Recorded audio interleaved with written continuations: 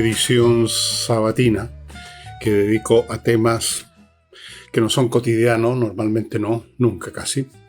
Temas para que salgamos de la contingencia que a usted y a mí de repente nos abruman, nos hostigan, nos saturan.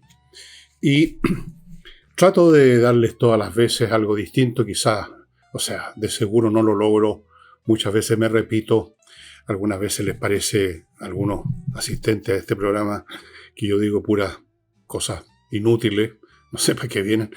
Pero bueno, esta vez vamos a hacer un programa que lo he titulado El día después, que es una expresión que se ha usado y se usa para indicar que ha ocurrido en un momento dado. Ayer, hoy, un evento importante que ha cambiado algo de una manera tremenda y eso se ve el día después. El día después es como decir el día en que vemos los efectos de lo que ocurrió ayer. El día en que se manifiesta que ha cambiado la historia de nuestro país, la historia de mi vida, lo que sea. Hablamos del día después. Yo recuerdo una película de los años 80 que ustedes pueden encontrar en YouTube, que se llamaba El día después y era el día después de una guerra nuclear. Trabajaba Jason Robards, si no me equivoco, uno de los personajes importantes, y estaba muy bien hecha.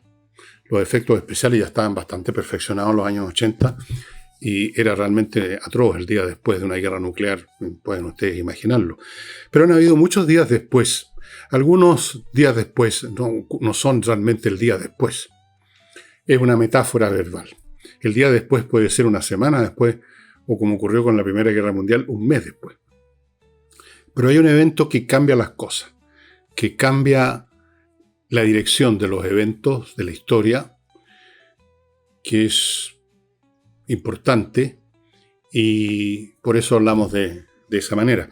Pero antes de continuar, amigos, antes de empezar más bien, les quiero contar que la misma persona, Montserrat Guajardo, que tiene una actividad que se dedica, bueno, es una profesional, pero fuera de eso, dedica gran parte de su tiempo a una labor muy hermosa, muy sacrificada, que es cuidar animales botados, animales que ella encuentra de las más distintas formas, y los cuida, los lleva al veterinario, les busca hogar, hace todo lo posible por rescatar a animales que han sido botados literalmente por gente que no tiene corazón, digamos.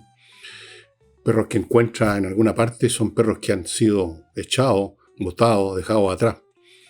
Bueno, ahora esta persona está ofreciendo para aquellos que se interesen 2 perros para adopción, que ustedes están viendo, espero que estén apareciendo los afiches, pero 2 perros en adopción que han sido vacunados, desparasitados, están listos, pasaron por el veterinario, no tienen ninguna enfermedad, están en perfecto estado, están esperando simplemente que alguien los acoja, que alguien los adopte.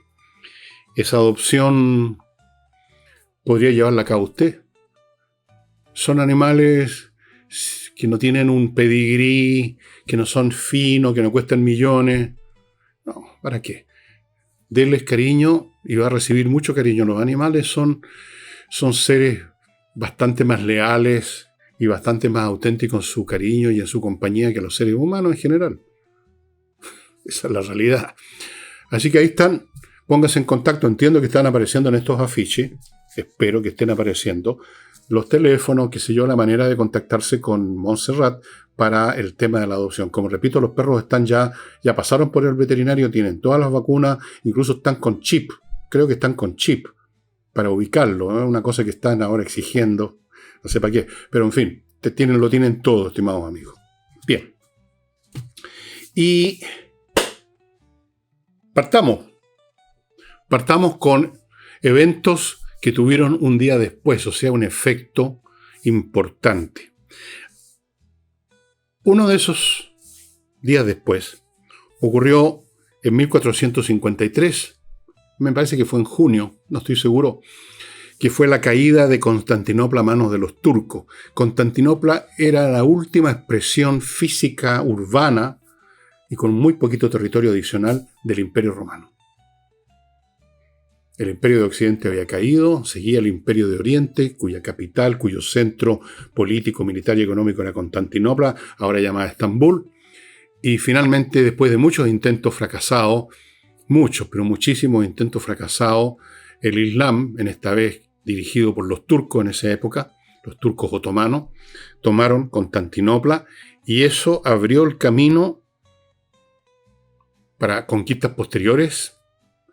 Trataron de avanzar hacia Europa de nuevo y puso fin a una historia milenaria, puso fin ese día después que cae Constantinopla, un día determinado del calendario, y que la gran catedral o iglesia Hagia Sofía, o sea, Santa Sofía, se convierte en una mezquita.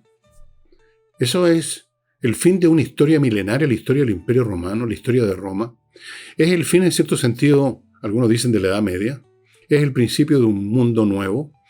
Es el principio de la llegada a poco tiempo, ya había empezado antes, pero ya después de eso, un aluvión de académicos, de eruditos griegos que habían vivido en Constantinopla, que se van a Europa y ayudan a lo que sería el Renacimiento, que a su vez tuvo efectos enormes en toda Europa, en la civilización occidental. Así que podríamos decir que el día siguiente de la caída de Constantinopla, aunque nadie se dé cuenta, esos días siguientes, salvo en la película de la guerra atómica, todo parece ser igual, pero todo ha cambiado ya. Lo mismo pasó con el descubrimiento de América en el 12 de octubre de 1492. No hubo un día después para Europa. El día después Colón estaba allá. No se sabía en Europa que había ocurrido un descubrimiento. Incluso cuando Colón vuelve a España, él creía que había descubierto una nueva manera de llegar a la India, a las Indias. No tenía idea que había entrado a la isla, a la Hispaniola, que ahora es Cuba, que estaba en el Caribe, que es parte de un continente nuevo, América. No tenía idea. Ese día después se tomaron su tiempo para los europeos para darse cuenta, caramba, esto es un otro continente. Y con eso, con la expansión gradual y cada vez más acelerada, la llegada de españoles, de ingleses a América del Norte, América Central, América del Sur, la colonización, la formación del Imperio Español, cambió la historia no solo del mundo, obviamente cambió la historia de Europa también. Pero ese día después tomó semanas, meses y años para que empezara a cumplir efecto. Esos días después, vuelvo a insistir, son una metáfora que uno pone mucho después del día después. Cuando uno ya sabe, cuando esas consecuencias han madurado, se han hecho notorias, evidentes, y uno puede decir, bueno, ese evento lo cambió todo. Pero una de las paradojas del día después es que para los que viven ese día después, es como todos los días nada más. Tenemos otro evento que en algún momento yo pensé que era menos importante de lo que era, pero después me he ido dando cuenta a medida que yo sigo estudiando las cosas, porque no paro de estudiar los temas que me interesan, no me quedo pegado con lo que estudié hace un año, o 10 o menos, 20 años. La toma de la Bastilla el 14 de julio de 1789 fue bastante más importante de lo que yo creía. La toma de la Bastilla, que parece como un turbazo, podríamos decir ahora. Una turba de gente que asalta una prisión donde habían 5 prisioneros o 4 nada más. No era la mazmorra del régimen monárquico, de toda la mitología que se había formado en la Bastilla. No, habían 4 o 5 tipos que estaban ahí por deuda y cosas como esas, presos comunes y corrientes. Pero alguien dijo, o sea, Camille Desmoulins, dijo, vamos a asaltar la Bastilla. Y la asaltaron. Y fue bastante violento al que estaba a cargo de la Bastilla, un noble que comandaba las fuerzas, aunque se rindió la Bastilla finalmente, lo despedazaron después en la calle y le cortaron la cabeza, ahí en la calle, a sablazo, cuchillazo. Ahí empezaron uno de los primeros actos de la feroz violencia que se produjo en la Revolución Francesa. Pero fíjense que fue importante por lo siguiente. Con ese acto se paralizó o se dificultó, o más bien dicho, se impidió definitivamente, la acción que estaba tomando la corte con la anuencia muy renuente, si es que acaso le preguntaron mucho de Luis XVI, de traer tropas a París y finalmente controlar ese grupo de congresales, llamaríamos ahora, que se habían reunido del estamento del Estado Llano, que se estaban tratando de constituir como el verdadero sujeto político de Francia. Y estaba empezando a concentrar fuerzas militares cerca de París, y daba la impresión de que Luis XVI o la corte o los que fueran que tenían la última palabra en la corte, normalmente Luis XVI hacía lo que le decía el último que le hablaba, un poco me recuerda a Trump, solo que un poco más educado y más fino, Luis XVI, claro. Podría ser que hubiera ocupado esas tropas para poner fin a esa asamblea que se estaba constituyendo como asamblea constituyente de una monarquía constitucional, y quizá el rumbo de la historia habría sido distinto, no podemos saber, esto es una completa especulación, pero el hecho es que con la toma de la Bastilla, aparentemente y por distintas razones, se dio la impresión de que no era posible ya hacer eso, que ya el pueblo estaba desencadenado, las turbas de París, manejadas por distintos grupos más o menos extremistas, y así que el día después es que realmente en ese momento la corte, la monarquía, deja de existir literalmente, aunque sigue el rey estando presente como monarca, pero básicamente había perdido su poder político la corte, o sea, había perdido su poder político el rey, había dejado de existir la monarquía. Era un adorno. Realmente el poder estaba en la Asamblea Constituyente. Y después no estaría ni siquiera en la Asamblea Constituyente, sino en los grupos extremistas que se organizaban en París.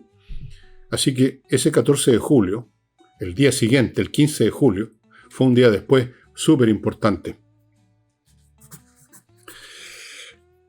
Permítanme hacerme cargo antes de continuar tengo montones de días después, no creo que los vaya a poder, anoté muchos, porque por si acaso. Les quiero contar de un nuevo auspiciador que tenemos, muy interesante, que es Mr. Transfer.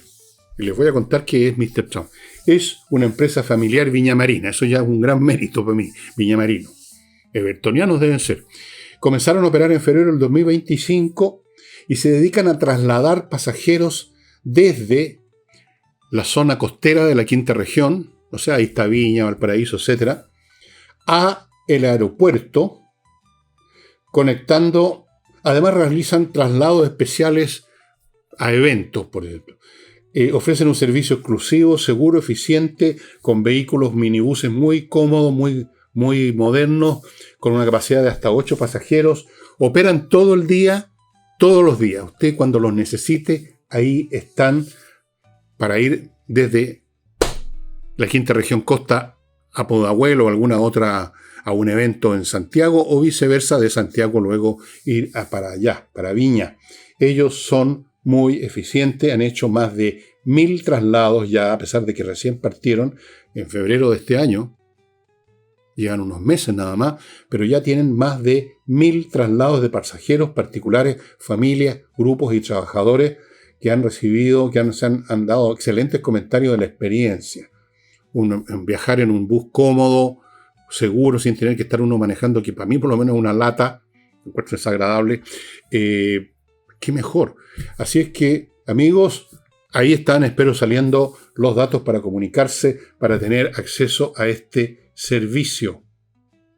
Y continúo con Oxibiota, un producto que ustedes ya conocen, un polvito que se mezcla con agua, se convierte en una colonia de bacterias aeróbicas y con eso usted destruye la raíz de los malos olores, que son unas bacterias que inician la descomposición, y de la descomposición obviamente viene el mal olor. Entonces, ¿cómo se usa? Bueno, de muchas maneras. Usted lo puede vaporizar en una superficie, por ejemplo, en un jardín, donde hay mucha materia orgánica. O usted lo vierte en el desagüe del baño, o en el fregadero de la cocina, o lo echa en las paredes de la cámara. Si tiene casa, hay una cámara donde llegan las aguas de las distintas partes de la red de agua.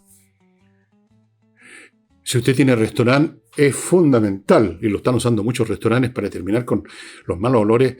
Un restaurante que tiene malos olores, y hay muchos restaurantes en que uno sale de la mesa, va al baño, pasa por ese pasillo cerca de las cocinas de bodega, y la tufa es para tirar para voltear un rinoceronte, que digo, un caballo. Y uno no va más a un restaurante así. Entonces, los restaurantes lo están usando, los casinos, donde se prepara comida para un ministerio, una empresa privada, lo que sea. Amigo, muy eficiente. Oxibiota.cl. Esto elimina los malos olores, no los tapa, los elimina. No hay, simplemente no se producen. Sigo con el suplemento Vito para sus mascotas. No olviden lo de los perritos que les dije al principio. Es un suplemento que usted agrega al pellet común y corriente que usted usa con ello, y el pellet común y corriente se transforma en un pellet premium, hiper, mega, alimenticio, nutritivo, tiene vitaminas, tiene suplementos minerales, su mascota va a estar más sana, contenta, menos visitas al veterinario, que es bastante costoso. Todo eso con el suplemento Vito que usted consigue en el sitio de ellos que usted está viendo, o prácticamente está disponible en todas las mascoterías, por lo menos esa ha sido mi experiencia. Y termino este bloque con María Imoveis. Floripá es un Instagram, pero tiene otra forma de contactar, que es un grupo de corredores inmobiliarios chilenos que operan en Florianópolis, Brasil, donde se está viviendo un tremendo boom inmobiliario, lo cual significa que si usted quiere un departamento, una casa, y después la empieza a rentar, usted va a estar recibiendo una suculenta renta mensual y va a estar ganando mucha plata. Muy pronto va a recuperar su capital. O sea, es un negocio redondo por donde lo mire. Ellos le ofrecen su asistencia para todo. Desde que usted llega al aeropuerto en Florianópolis, lo están esperando, lo llevan a conocer las viviendas que tienen a su disposición. Luego, cuando usted compra, le ayudan a todo el proceso legal, comercial, etcétera, y usted hace un tremendo negocio. María Imoveis, Floripá. ¿Quiere usted invertir fuera de Chile? He ahí una excelente oportunidad. Uno de estos días después, que fue en realidad un mes después, fue el asesinato de mi querido tatarabuelo Franz Ferdinand. No es tatarabuelo mío. Franz Ferdinand iba a ser el heredero al trono del Imperio Austrohúngaro, pero lo asesinaron ese día de... ¿Cuándo fue? Junio de 1914 en Sarajevo. Un terrorista serbio, Gavrilo Princip, un tontón de 18, 19 años, le disparó a él y a su señora, una bala para cada uno, murieron los dos. Sofía Chotek era la señora de Franz Ferdinand, murió Franz Ferdinand, y esto provocó, aunque no era muy querido Franz Ferdinand con nadie, era un tipo hosco, serio, tenía planes interesantes para evitar los conflictos, para terminar con los conflictos que habían dentro del Imperio Austrohúngaro. Habían muchos conflictos, una historia interesante la de ese imperio, y lo mataron, justamente porque era un posible reformista. Y siempre los revolucionarios no gustan de los reformistas porque les quitan el piso. Entonces los matan, o tratan de matarlos. En este caso les resultó, y al mes siguiente, casi a la pata, partió la Primera Guerra Mundial, estimados amigos. Es decir, le declaró la guerra el Imperio Austrohúngaro a los serbios, porque se suponía que ellos eran los que habían instigado, de ahí venía este príncipe y los demás. Eran varios los tipos que atentaron contra Franz Ferdinand. Y bueno, se desataron la mecánica de las alianzas que habían. Estaba todo el mundo ligado con alianzas con otros. Si me atacan, yo te ayudo. Si tú atacas, etc. Y partió la Primera Guerra Mundial. 20 millones de muertos. Cayeron imperios. Cambió la historia del mundo. Cambió la historia de Europa. Cambió la historia del mundo. Por 2 disparos. El día después, entonces, fue el mes después.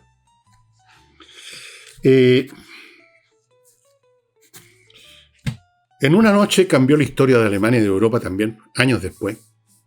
El 30 de enero de 1933, cuando Hindenburg nombró canciller a Adolfo Hitler, y una vez como que llegó a ese cargo, usando las palancas de poder que le daba ese cargo, convirtió el resto del Estado rápidamente en un instrumento del nazismo. Se acabó la democracia de Weimar, la República de Weimar, que había sustituido al emperador Guillermo III, que había presidido la Primera Guerra Mundial, el Kaiser.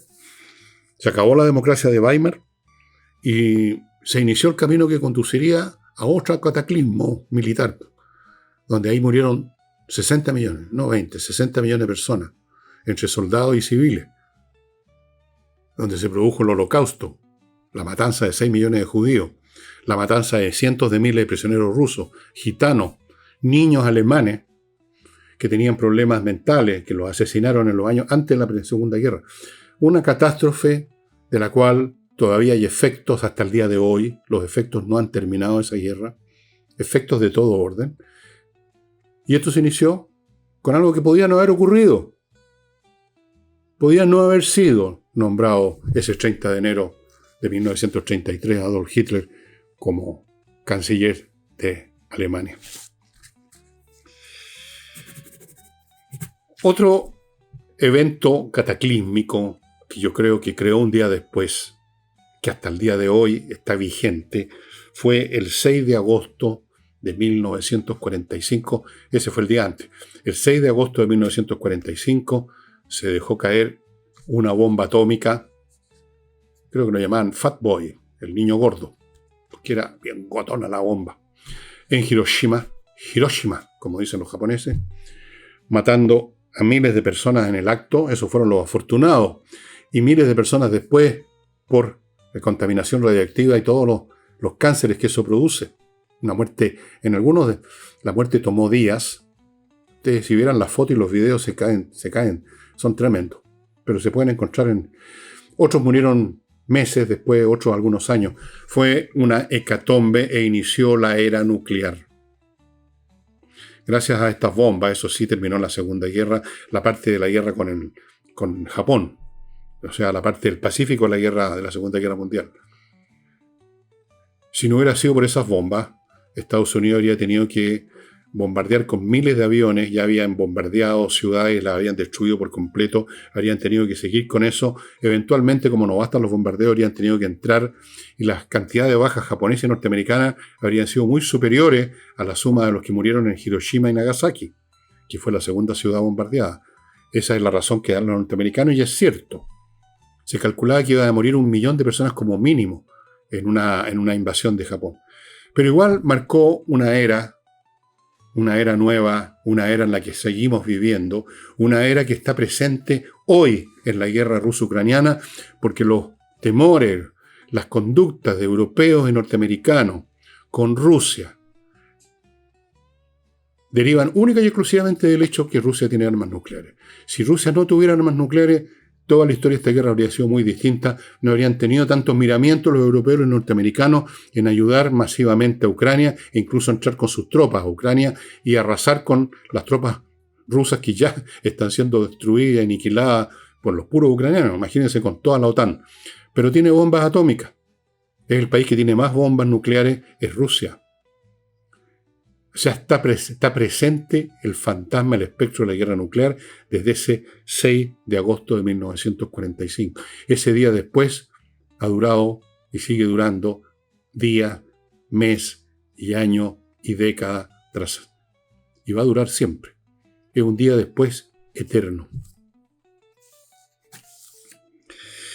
Un evento menos catastrófico, pero también importante, que marcó en cierto sentido el fin del mundo socialista, fue la caída del muro de Berlín el día 9 de noviembre de 1989, cuando la gente empezó a cruzar. Lo de la demolición no fue inmediato.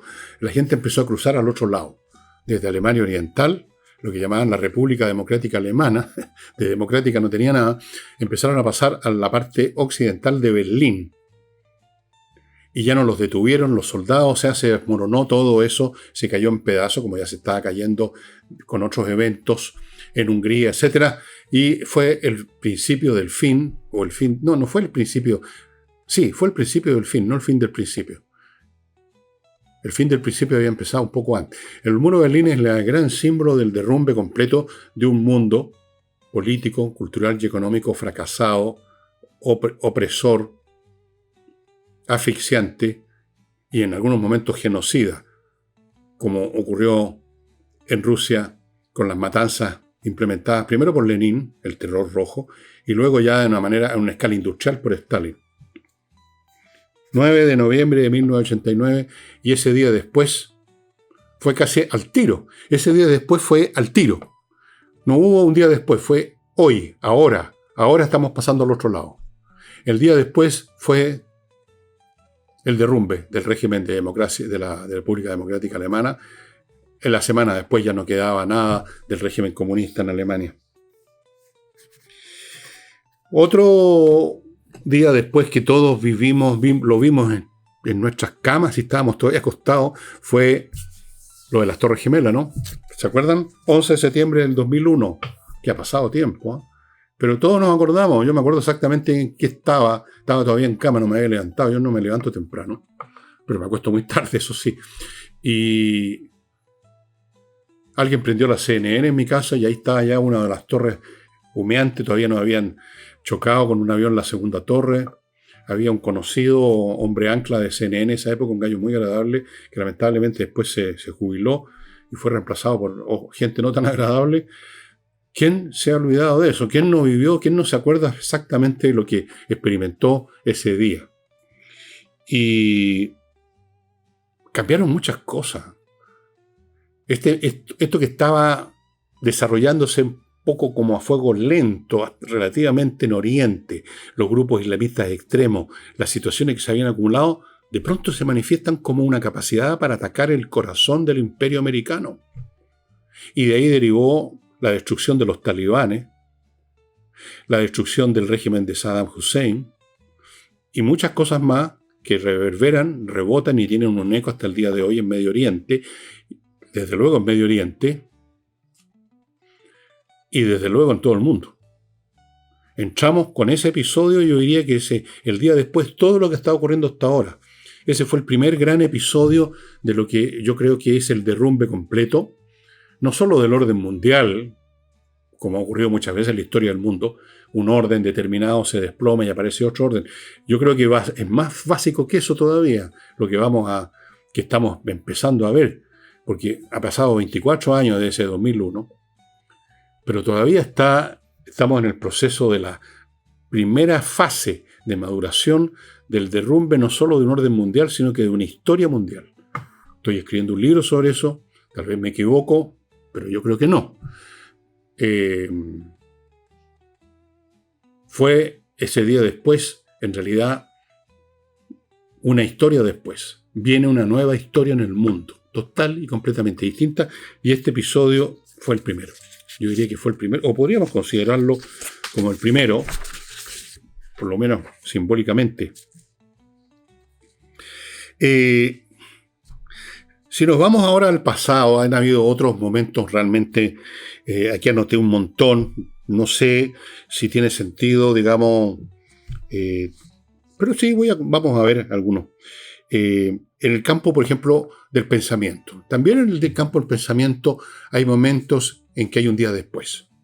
Por ejemplo, cuando Albert Einstein publicó la teoría especial de la relatividad, no me acuerdo exactamente si ese es el título, hay un día después, cambió la física. No al día después, porque el día después que presentó su paper, muy pocas personas en el mundo pudieron entenderlo.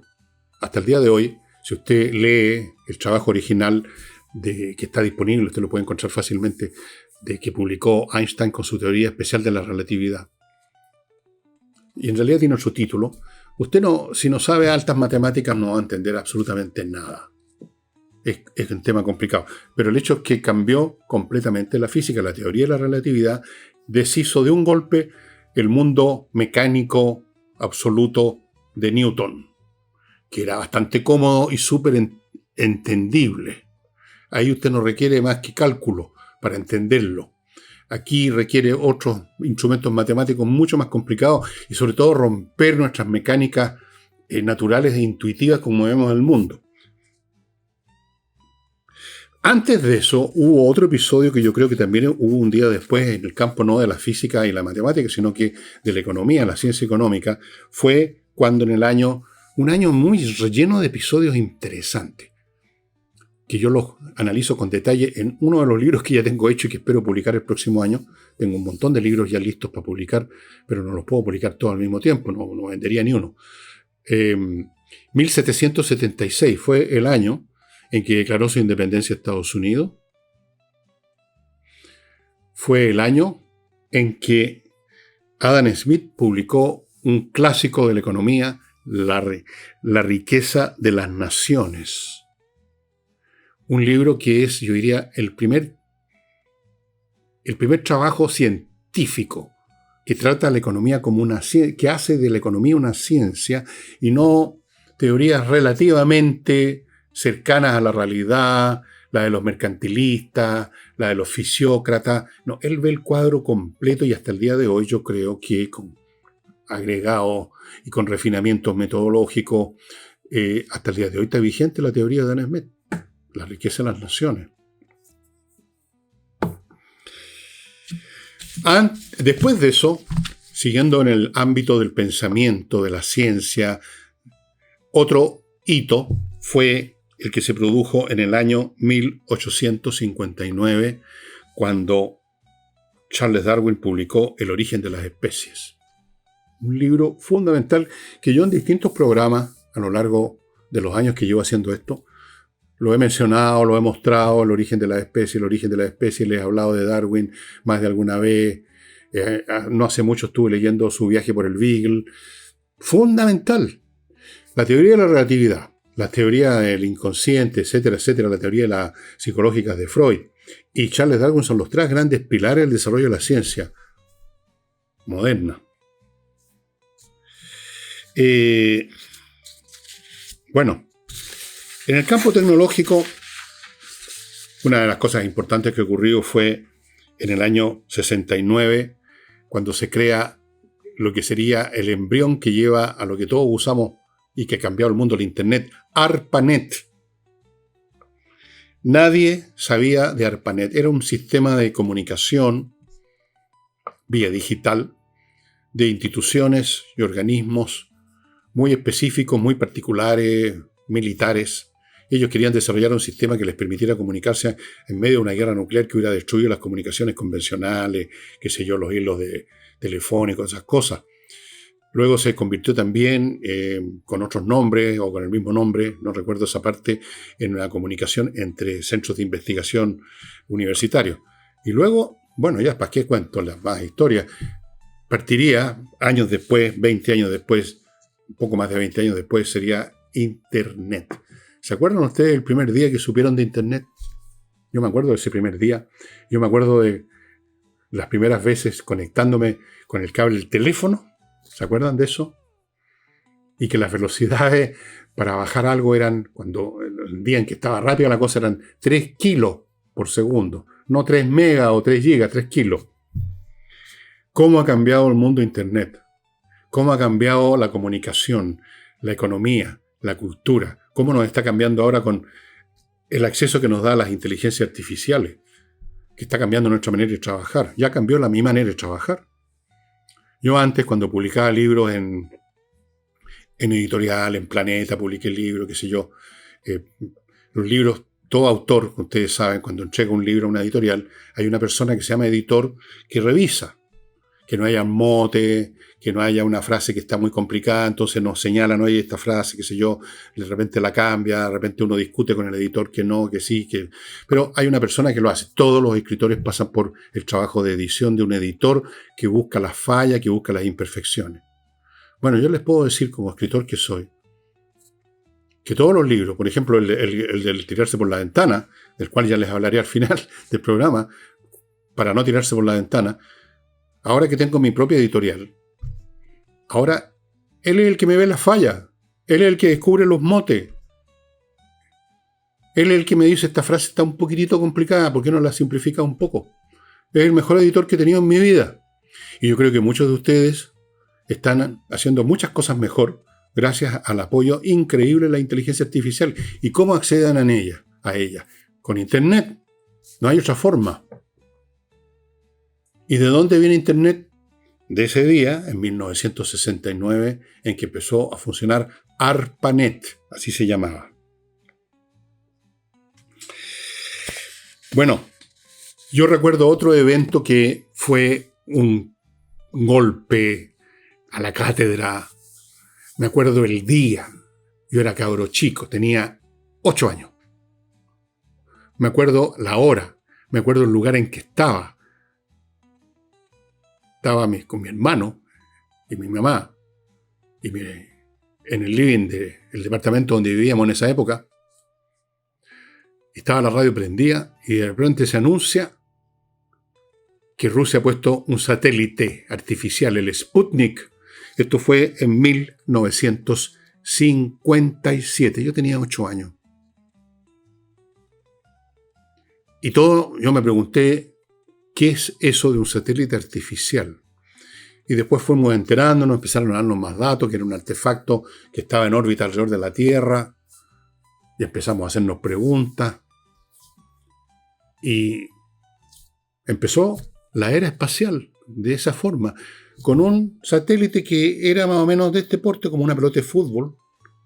Ustedes pueden ver fotos de ella en internet. Una esfera metálica con unas antenas, creo que 2 antenas que salían así como orejas de conejo. Eso era.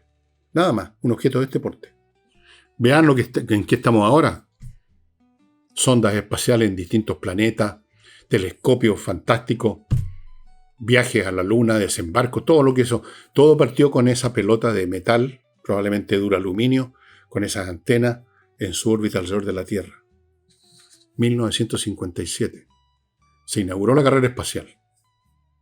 Una carrera que al principio la fue ganando, porque ellos partieron, los rusos, la Unión Soviética. Tenían a su disposición a los genios e ingenieros alemanes que habían llevado a Rusia al terminar cuando ocuparon Berlín, al terminar la Segunda Guerra Mundial. Se llevaron un montón de científicos, los norteamericanos hicieron lo mismo. Se llevaron a Wernher von Braun, los norteamericanos. Los rusos se llevaron a otros. Con esos otros iniciaron poniendo todos los fondos que se les ocurrió. Los norteamericanos no estaban muy dados a eso todavía. Estaban preocupados de otras cosas. Y con el Sputnik los norteamericanos se aterraron. Imaginaron el día de mañana van a hacer orbitar sobre nuestras cabezas una bomba nuclear. Y partió la carrera espacial. Los rusos llevaron la ventaja. Después vino el primer hombre, Yuri Gagarin, en el año 61 en órbita. Después vino la Valentina Tereshkova a orbitar. Y después los norteamericanos, digamos, alcanzaron a los rusos y luego los sobrepasaron. Y ahora los recontra sobrepasaron porque, por último, Rusia no tiene fondos ya para seguir en la carrera espacial, prácticamente. Ahora son los chinos los competidores de Estados Unidos. Bueno, pero vivimos otra era en que hasta nosotros los chilenos, claro, usando artefactos extranjeros, hemos puesto satélites en órbita. Y todo partió con esa esfera en 1957. El día después está durando hasta ahora también. Y cosas más minúsculas, si ustedes quieren, pero que también ha cambiado mucho nuestra vida, nuestra manera de comportarnos, de trabajar, de divertirnos, de movernos, de comunicarnos con los demás, y es la aparición del iPhone. Esto es súper reciente, 2007. Y sin embargo parece algo que ha existido siempre. Ya mucha gente ya no usa el teléfono estacionario. Yo hasta el año pasado dejamos de usarlo. Cortamos el servicio de teléfono acá en mi casa y en todas las casas. Ahora usamos estas cuestiones. ¿Qué es un computador? Un computador que uno puede usarlo como teléfono, puede comunicarse con un teléfono, puede tener millones de cosas, puede tener programas para montones de cosas. Cambió la manera como nos comunicamos con los demás. Podemos ahora comunicarnos fácilmente viendo con imágenes a alguien que está en otro país, en otro rincón del planeta. ¿Cómo nos cambió enormemente? Pronto, eso sí, empieza a convertirse en algo que está ahí. Los cabros jóvenes, desde luego todos los que nacieron en esos años o después, para ellos es como para nosotros, para mí era la radio. Cuando yo nací ya existía la radio. Ya existía la radio en las casas para escuchar música. Ninguna novedad, en algún momento había sido novedad cuando partió la transmisión radial en Chile en 1920, creo, por ahí, 21, no me acuerdo exactamente, y se transmitió por primera vez desde un cierto local, bla, bla, bla, bla, bla. Es una historia interesante. Pero para los que fueron, digamos, contemporáneos de eso, yo ya no era contemporáneo. Para mí, bueno, es todavía una novedad una cosa como esta. Para mí todavía es básicamente un teléfono.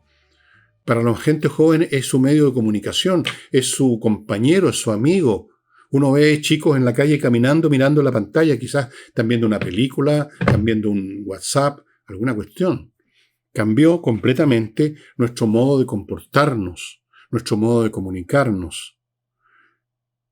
Y mucho más que nuestro modo de comunicarnos. No es meramente un sustituto del teléfono, como digo. Ha cambiado muchas cosas. Y, bueno,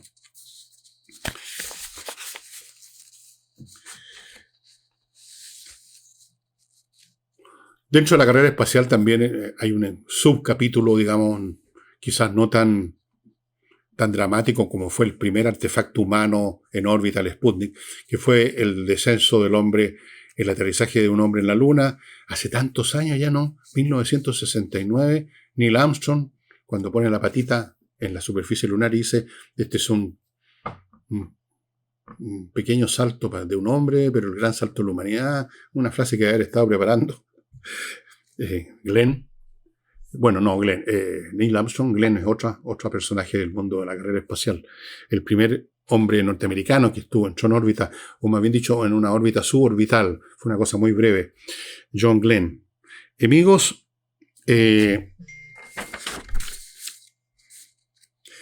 yo creo que si hiciera este programa, si voy a estar haciendo programas todavía en un año más.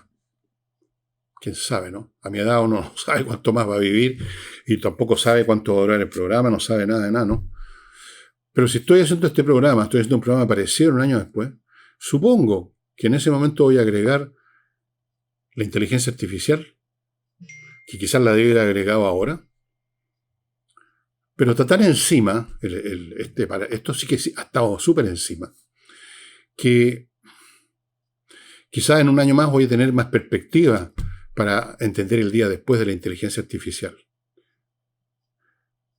que empezó con los programas especializados que hacen determinada cosa. Había la idea de la inteligencia artificial durante años en el campo de la informática, pero era un sueño, algunos creían que era imposible, pero llegó un momento en que la tecnología, la velocidad de los procesadores actuales y un montón de cambios que se fueron acumulando coincidieron para hacer posible esta entidad fabulosa que es la inteligencia artificial, que es capaz de manejar billones de datos y conversar con uno como una persona, como ustedes tendrán ya la experiencia, salvo que pidan cosas muy puntuales, como si fuera un buscador, como si fuera Google nada más. Pero si ustedes entran a conversar, yo les invito, si no lo han hecho, es como conversar con una persona. Ustedes ya no notan, como se notaba con algunos programas de conversación, más o menos de los años 80, 90, que uno más o menos no se demoraba tanto en darse cuenta que estábamos frente a un programa, con todas las limitaciones del programa. Aquí no, parece no haber límite. En ninguna cosa. Muy rara vez aparece uno nota o el efecto de una programación, este tema no lo toque, qué sé yo. Muy impresionante, amigos, como ya casi uno podría decir que ya no hay días después, que todo es hoy, ahora. Déjenme contarle a propósito de ahora lo de galponesbim.com, unos ingenieros calculistas que van a diseñar y calcular el galpón que usted necesita para su taller, para su bodega, para su servicentro, para lo que sea. Galpones bien calculados. Ellos han hecho más de 500 galpones en Brasil, en México y en Chile. Es muy importante dejar estas cosas en manos de calculistas porque los galpones tienen requerimientos de ingeniería bastante complejos, más de lo que usted cree. No son cualquier cosa. Uno dice galpón y parece algo ligero, liviano, digamos, sin mucha importancia como construcción, pero tienen otros requerimientos y necesitan otras condiciones para resistir situaciones que los edificios comunes que están cerrados al viento no tienen. El galpón es como una vela, si ustedes lo piensan. Entonces tiene que estar muy bien calculado. Eso, galponesbim.com. Sigo con mki.cl, marketing industrial, para que su empresa no solamente ponga un anuncio, sino que con el trabajo de ellos, que van mucho más allá de eso, usted realmente venda, obtenga cliente, su mercadería no sea simplemente conocida, sino adquirida, comprada. Ellos hacen todos los pasos adicionales al simple anuncio. mki.cl, marketing industrial. Absolutamente imprescindible hoy en día en que usted compite con industrias de todo el planeta. Así es. Usted puede comprar en China, en la India, en cualquier parte. Entonces necesita un marketing mucho más eficaz, mucho más exhaustivo que el simple anuncio. Y continúo con rosabergamota.cl, una empresa chilena pequeñita, muy simpática, que se dedica a producir unos productos fantásticos, productos de tocador con puros elementos naturales, como el champú que yo uso, como el acondicionador que no uso, pero lo usa mi mujer, fragancias, cremas, montones de cosas con productos naturales muy ricos. Personas con piel delicada, especialmente yo les recomiendo productos naturales. Y entren a rosabergamota.cl, compren uno, compren varios en caja, tienen cajas con distintos surtidos y hay descuentos para los que digan que llegaron ahí por intermedio, por conociendo de esta industria, de esta empresa rosabergamota.cl, por este canal. Bueno, estimados amigos, el día después, hasta eso está cambiando ahora, porque se ha acelerado el efecto y las consecuencias de las nuevas invenciones. ¿Se acuerdan que les hablé del descubrimiento de América? Europa se tomó años en empezar a desarrollar las consecuencias de eso, en empezar a que llegaran más naves, que llegaran población, que se conquistaran más territorio, que se generara el imperio español, que cambiaran los mapas, que se desarrollara la cartografía. Todo eso tomó años de años. Ahora toma días. Toma días.